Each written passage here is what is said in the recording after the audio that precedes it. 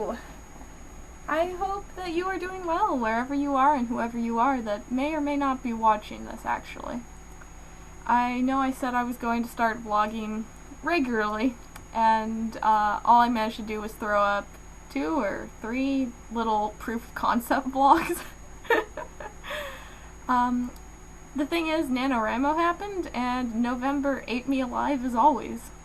November is not a good month for me to start trying to get into new habits or better lifestyle decisions. Everything just kind of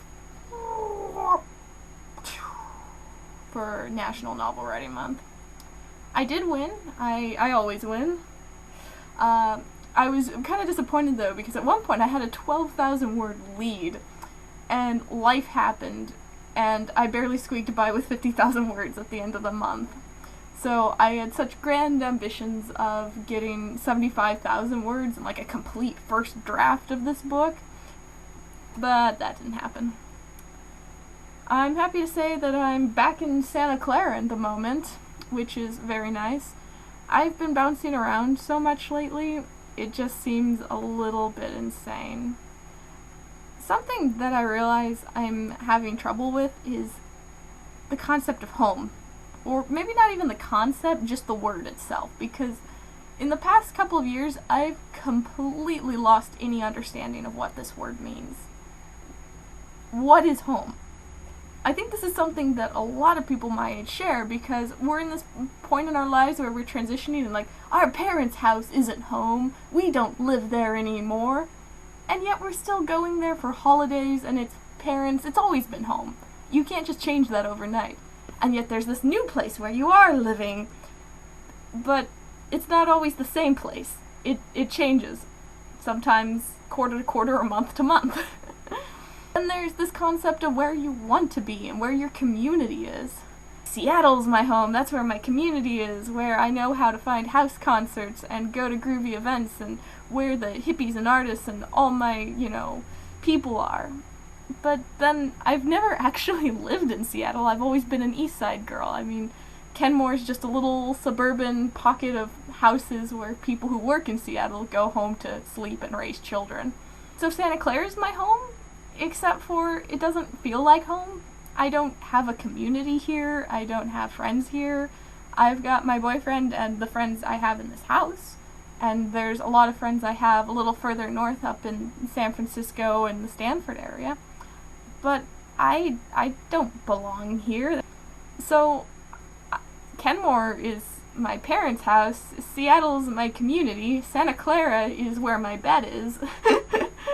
I don't know where to call home anymore, and I use the word for everything. I even use the word for Portland. I spent like a grand total of 2 months there, and it felt so incredibly like home, because I just connected with it. It's my spirit city, which I think is a very apt word that not a lot of people use. Wherever you come from, it's probably not the place where people are most like you. In a lot of ways, yeah, I'm a Seattle girl. I grew up in the Seattle area, and that's who I am. But Portland was just a little bit more so, and it feels really great whenever I'm in Portland because I just feel like I'm connecting with my people, even if I don't have a community per se. Every time I pass somebody on the street, it's just like, yeah, I could dig that guy. Yeah, she's pretty cool. Just people everywhere look like they're friendly and outgoing in the way that I like people to be. And everybody has different metrics for what friendly people are. You go to New York and it's friendly if they yell instructions at you when you ask for directions. So I'm told. I don't really know what to think of the idea of home anymore. In a lot of ways, I feel like I've just been using the word to describe where I feel comfortable. And there's lots of places that fit that criteria. If we're talking about where I feel most comfortable, the real kicker is it's not a physical place. It's just with Zach. We're hitting this weird point in our relationship where whatever your home is my home, because we live together and we're serious. Which is just a strange place to be when you've only ever known, like, parents and siblings for home. To integrate someone else into your sense of home is a kind of disarming experience. It's wonderful, but it's just a little crazy.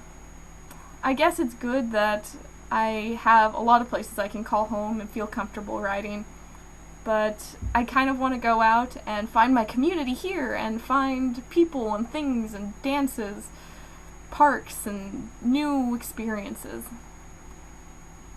But by the same token, I've got like a week until I leave town.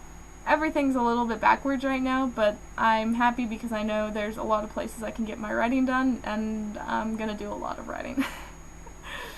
Everything's in flux, but come January it looks like things might actually settle down and I might just be in Santa Clara. The idea of staying in the same place for months is a little foreign to me at the moment, but I'm very much looking forward to it. I just need to buckle down and get into a good routine.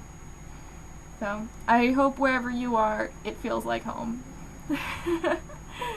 Bye.